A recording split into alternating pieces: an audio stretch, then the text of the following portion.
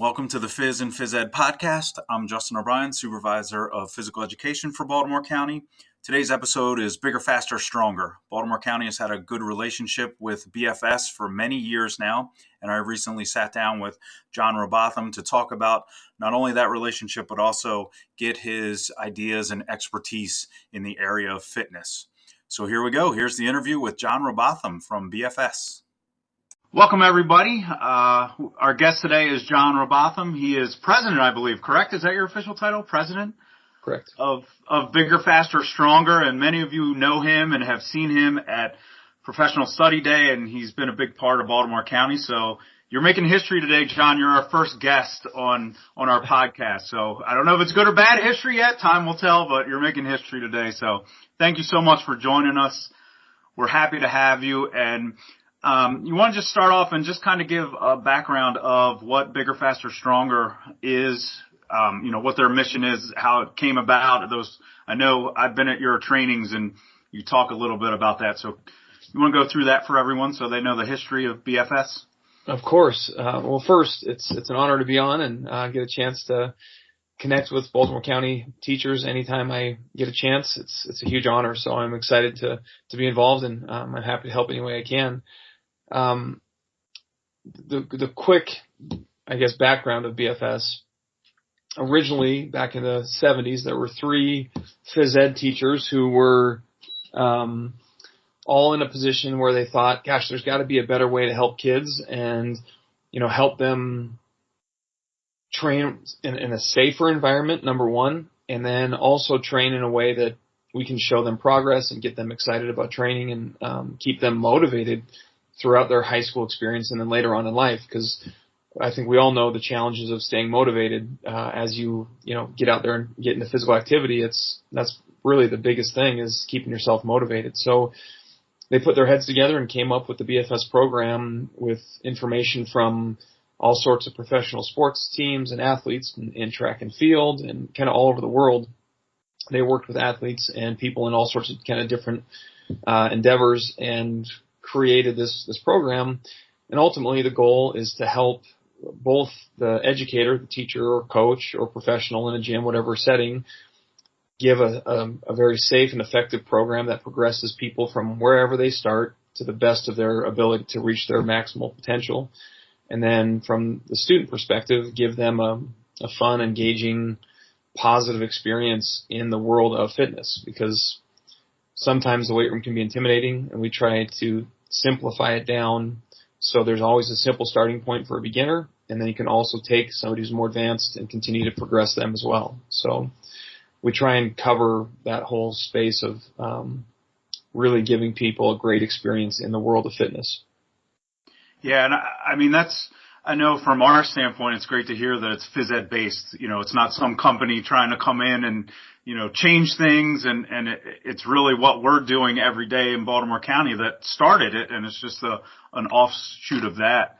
And I know certainly from my perspective, it's great that I like the fact that, when I was growing up, you had basically the weightlifters and the non-weightlifters, going through school. And if you didn't work out with them, then, you were nobody and you didn't even want to go anywhere near the weight room. So, I like that it has changed so much, especially I think from the female aspect. Now that I have 2 daughters, I, recognize it a lot more, but, they have a place in the weight room, and everybody works at their own level, and to get better, just continue to get better. So, I certainly appreciate that from the BFS standpoint, that it doesn't matter who you are, where you're from. If you've ever lifted before, you're in the program. Right, exactly. And I think one of the biggest aspects of a positive program, whether it's, in fitness or strength conditioning or athletics, is giving people a point to start, because I think that's a very intimidating part of actually getting into any level of training, is where do I start? I've never done this before. What do I do? Step one, right? And that's what I think BFS has done a good job of, simplifying it down so these kids don't feel overwhelmed. I know right now I'm teaching 2 classes at the high school I coach at, and we had, 44 freshmen come in this year that I had in my first 1A class, and we're in a block schedule, and they'd never lifted before, ever. And so we've got 44 beginners that, all right, here we go. Like, we've got to start somewhere and make it fun, make it engaging, show them progress so they stay motivated, but keep it simple and keep the emphasis on their individual progress, not the emphasis on the one person who's maybe a little bit naturally stronger, and which I think in turn has always focused people on how much weight you lift, right? That becomes the priority. And so BFS really focuses hard on the individual records, you getting better than you were yesterday by the efforts you put in today. And so I know, like you mentioned with your daughters, I have a daughter as well, and she loves being in there and training because it's her against herself. She doesn't care that the person in the rack next to her is, lifting more. It doesn't matter. She's an 8th grader and she's setting goals for volleyball and basketball. And so it's really fun for her to be able to go there and do those things without the intimidation of what kind of people's standard look at the weight room. And I think with, that idea of working at your level, we're not going to create, everyone's not going to be a Hulk Hogan because they go in the weight room. They're going to develop at their pace. And, I think the importance of muscular strength as far as diet and exercise, within a healthy lifestyle is so important, which I think at least when I was growing up, there wasn't that emphasis on it. It was more, running and make sure you eat well. And they didn't really worry so much about strength unless you played certain sports. Now you realize, hey, everyone, seniors, teenagers, everyone benefits from strength training. Yeah. So I think it's kind of taking its place within the healthy lifestyle now, which is good to hear. Yeah. And I think now that people are seeing it from a broader lens and they understand that it does apply. This is not football only. Like, it's gotten pigeonholed in that, hey, this is football, and it's not. It's a lifelong skill that we all need to have. Like, how do you safely pick something up, and how do you, if you go to a gym, how do you set up a program that shows you progress and you can track it so you're always proving to yourself that you're not wasting your time? I think that's a big thing even for me now. I'm in my 40s, and when I'm training, I love to be able to see what I've done and then say, okay, tomorrow I'm going to be a little better. I'm going to push myself a little bit and, try and get to that next little benchmark. And so I think that part of it's really important. Yeah, and those little benchmarks are good too, especially with today's society with instant gratification. So if I go, do 20-pound dumbbell curls, like a set of 10 3 times, like I should see my biceps should be bulging out. And no, that's not the case. You have to do it over time for it to start taking effect. So I think that's where that, like you said, the motivation fact of the little goals that BFS sets, those individual benchmarks, that you're working towards are so important. Because eventually they'll see the results on their body, but in the meantime, there is something to work towards to maintain that motivation. Exactly. So I know in your trainings before you talked about when you were young being in the weight room, and I know you talked about basketball with Karl Malone and Michael Jordan being in the weight room when they were there. Can you tell a little bit about that story? Because I always loved hearing that story. Well, yeah, I was fortunate growing up. BFS has been headquartered here in Utah for a long time, and so we became the strength coaches, we being BFS as a company, not myself. I was too young at the time, but we were strength coaches for the Utah Jazz for a 16-year window. And I was fortunate to kind of be involved and get to see them train and come watch workouts and do kind of the outsider's perspective of seeing these professional athletes. And at the time, it was obviously way over my head and I was very young, but it was a very motivating thing to see these world-class athletes, the best in their game, in their sport, training and working together, to get better and then go out and compete on the court, and that's in the playoffs. They were in season training. They were focusing on getting stronger and minimizing risk of injury and maximizing their output, when they went out on the court. And so at the time, I don't think I appreciated what I was watching, until you get a little further away from it. But you go, gosh, here are some of the greatest athletes in the world, and they're in here squatting, benching, cleaning, working on flexibility and range of motion, testing their vertical jumps, doing all the same things that at the end of the day, if you simplify it down, come back to movement, right? It's just increasing how we move and making it more efficient and more effective. And it was a very neat experience to see those guys train. It was fun. Yeah. And right in the middle of the playoffs too. It wasn't like they were like, oh, let's take it off. We've reached the pinnacle of our season. We can kind of slack off now. They were still going full bore, right? Yep. It's funny. On a similar note, I read an article not long ago about the Patriots when they played, was the Falcons. Do you remember that in the Super Bowl? And they came back in the fourth quarter and had kind of a miraculous comeback and beat the Falcons. And one of the comments some of the Patriots players had made was our conditioning over the last, 16, 18, 20 weeks, and then even the last 4 weeks leading up to the Super Bowl is what put us in a position to be able to compete that well in the fourth quarter. And it was just interesting to hear that from a professional athlete saying, we weren't taking time off, we weren't maintaining, we were striving to get better so we wouldn't be tired, in the last competition, which, goes to your point, just how neat that is that in playoffs they're still training to get better. Yeah. Once the season's over, then it's the off season, right? Not during. Right. Exactly. So I know you've been you personally and BFS have been in partnership for many years now with Baltimore County, and it dates back before I came on board in Baltimore County. You want to tell us how all that came about, what the purpose was and kind of what your BFS's fit was within Baltimore County? Of course, yeah. So, going back, I think it was 2008 or 2009, I think is around the time we started working together. And Michelle and Sally had reached out and said, we're trying to be proactive here and give our teachers more of an in-depth understanding of how to, number one, keep your weight room safe and be proactive on establishing some standard in regards to setting up equipment, keeping it safe, maintaining it, making your room safe and efficient. And then also getting all the teachers on the same page in regards to safety standards and expectations when you're teaching lift X and spotting Y and how to those kind of work together.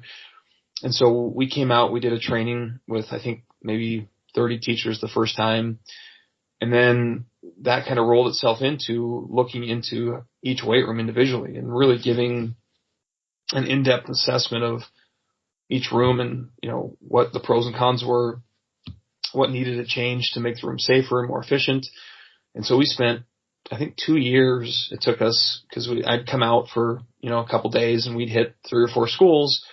Each school took a couple hours and we'd assess all the equipment and look at what was broken, what shouldn't be used, or what maybe need to be replaced. And we'd talk with the teachers and get their feedback of what wasn't working in the room. Because, I think a lot of times what happens is you walk into a job and you get handed the key to the weight room and you go, okay, here's your classroom. And you just kind of take it as it is, and so there was a lot of rooms where I think they were just kind of how they were.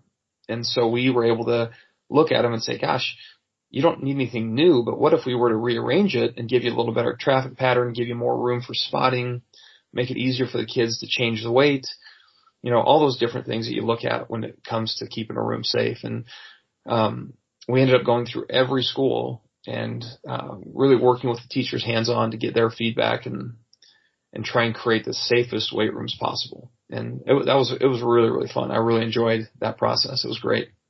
Yeah, and I know you've, even since I've come on board, have helped with a few schools, like, how do we arrange, where are we putting the platforms in relation to each other and things like that. And I know you've always been willing to, you're just an email away for people to say, hey, how should I do this? Here's, here's the dimensions, what we have, here's a picture. And I know you've done really a great job helping us figure out how to arrange those the best. So certainly appreciate that. And I know as questions come up in the future, I know you'll be accessible to answer any questions we have. Yeah, always. It's one of those things that it's just nice to be able to bounce ideas off of people, and when you have teachers that are in the room and they're passionate about making the room better, to be able to come to somebody and say, here's the space I have. What can we do to make it more efficient? And then working with them kind of in tandem, understanding what their needs are, how many kids they have. Are they trying to get rid of some equipment, maybe some broken stuff, and then maybe upgrade some things? It helps to understand that. So from our standpoint, we really can't do any good at all until we get to talk to the teacher, because they're the ones in the room. And that's Right. really the important part, is picking their brain and trying to help them facilitate their vision for the classroom, how it's going to be effective for them. And I know there was that carryover between the phys ed classes and athletics, and especially as far as safety goes with the 6 absolutes, regardless of what you're doing, make sure you're following the 6 absolutes, whether you're on a team lifting or if you're in class lifting, and just made it more universal and safe. So certainly that is of a lot of value to us as a county. It's that safety piece that's ever so important, because it can be a dangerous place, but it's also a productive place and one that students belong in. So how can we make it safe as possible? So we certainly appreciate that, that you brought on. Of course. And then to your point, just on that safety thing, it's renewable too, right? Every year you get a brand new group of kids that have never been in there. And so having that consistency in terminology, I think, helps a lot. Absolutely. So, tell us a little bit. I know at PSD this year you did a session for us. Thank you so much. Talking about character development, and I know BFS has the B&11 program. You want to talk a few minutes about how important character development is, in addition to all the movement, efficiency and strength and things of that nature. How important is character too? I think it's the most important thing. To me, the B&11 program is far more powerful and important than even the strength and conditioning stuff that I'm very passionate about, that I love very much. But the B&11 stuff is such an integral part of growth, helping kids. And so let me take it one step back. The B&11 encompasses a lot of different topics. We cover character education, we cover social responsibility, we cover goal setting, we cover how do you develop leadership, working with people. There's a kind of a wide range of topics under the term B&11, and the concept of B&11 is just very general. It's, on a scale of 1 to 10, B&11, be the best version of yourself in whatever activity you're involved in. And so when you look at all those areas, they're really the integral parts of life, right? How you work with people, your social interactions, your individual goal setting. If you're part of a community or a team, how do you serve them? How do you help that group get better? If it's in a family or in a corporation, we're all working with other people. And so creating those people skills and figuring out how to communicate safely and effectively and positively, so you're not doing harm to another person. We're in an age of cyberbullying and so much negativity it's so readily available, and people are so quick to look at the negative side of things as opposed to the good that's happening. The B&11 concept, I think, becomes very, very powerful because it tries to highlight the good things and help kids realize that just like the way you run or the way you walk is a habit, so is the way you think about yourself and about others. And creating good habits in that regard is really important. So we try and really establish that through the B&11. Yeah, and that's one of the things like we stress a lot is relationships. Mostly in the educational setting with teachers to students is you have to establish those relationships before any learning takes place. And relationships are a two-way street. So you need to take that, kind of inward look to make sure, am I doing the right things, personally that are helping foster those relationships. So yeah, I mean, certainly without that, not much else is going to happen. Exactly. Yep. So this podcast is K to 12, and I know obviously with the weight rooms we focus in on high school, but what are your thoughts about, say, elementary or middle school? What's the most important thing? Now, they're not going into the weight room, obviously in phys ed, because we don't have them. But what about, what do you think is most important as a phys ed teacher? I'm teaching my class, and of course we do fitness. We do fitness testing with FitnessGram, and we do fitness activities, the 5 health-related components of fitness. We go real in-depth with them. What do you think is most important in the elementary, middle school age group to get them ready for that jump to high school where they're hitting the weight room and working on some of these concepts way more in depth?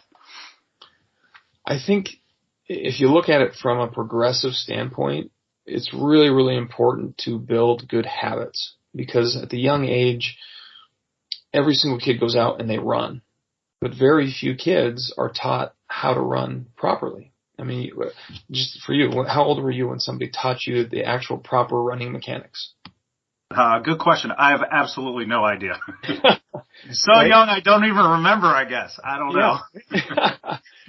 And that's usually what you find is, I'll ask a group of coaches or teachers at a seminar or convention or something and say, how old were you when you were taught to run? And the average age is high school. So you spend your adolescence all growing up, elementary and middle school, doing an activity that's a lifelong skill, and nobody ever taught you how to do it right. Nobody ever taught you how to build proper mechanics and habits. And I think that applies to everything, jumping, landing, and you can make those very fun and engaging. So as they're part of fitness, the kids don't even know they're learning how to jump properly and how to align. A friend of mine teaches in Arizona, and he does some stuff at the elementary level with mechanics of, jumping and running, but he makes it all about animals and games. And so for jumping, they'll hang stuff from the ceiling and they'll call it like their bird food, and the kids have to get into their little bird stance and jump up and try and get the string, and while they're doing that, he's correcting their knee alignment and teaching them how to jump and land. And at the end of the day, that's a power clean, right? That's triple extension that you're teaching. You're just teaching them how to do it right, so that when they do go get into an activity in life, whether they're playing ultimate frisbee or they're golfing and they're walking, miles and miles and miles on the golf course, they're walking in the most efficient manner that puts the least amount of stress on the body and allows for proper symmetry as they move. And at the end of the day, that's really what all of us are in. We're in the business of movement. And I think the earlier that we can create better habits, the better that's going to help our health long term. Because we run into a lot of issues where, people don't want to do things because they're not good at it. And it's like, well, you could be good at it if we had started years ago and you could learn those habits that would help you feel more confident, more comfortable. Yeah, so definitely our skill cues in the elementary level so important to do those things correctly. Those are the building blocks of the bigger activities for sure. Exactly, yeah, of all movement, yeah. Great. What's your best tip for fitness, staying in shape, just in general? Do you have any sort of secret,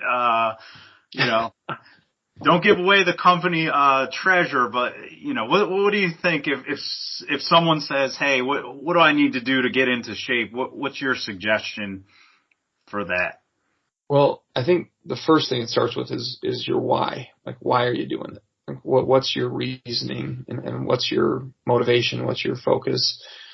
And then once you know what that is, so if it's a health thing, you say, gosh, I need to lose some weight for my health, or I want to be more active with my kids. Or if it's from a young student's perspective, I want to go play a sport, or I want to, do X, Y, and Z, be healthy enough to ski in the winter or whatever. Finding out that why is the first step. And I think it's something that sometimes gets passed over. We're always in such a rush, but like, I'll give you an example. Right now, I have this class, and it's a freshman class. And just this week, we started on Monday with goal setting for our next quarter. So our quarter ended today, and now we're goal setting for next quarter. So what is it that we want to accomplish? And so each student in the class had to come up with different areas of goals. Academic, some service things they want to do in their life to help others, all their different fitness, and we gave them a bunch of fitness categories to focus on. And just that little kind of springboard, it's amazing how powerful that is to actually help you get going and then stay motivated. If you keep that in front of you, your why, I think it keeps you grounded and keeps you focused on why you're actually doing this work. Because we all know fitness and training in general can be somewhat monotonous. And there are many times when that inner voice is saying, do I really need to do this today? Don't get out of bed. Right? You need sleep. That's so comfortable right now. I don't want to get up. And we all go through it. I mean, there's not a person in the world that doesn't have to fight that inner voice that says, is it really worth it?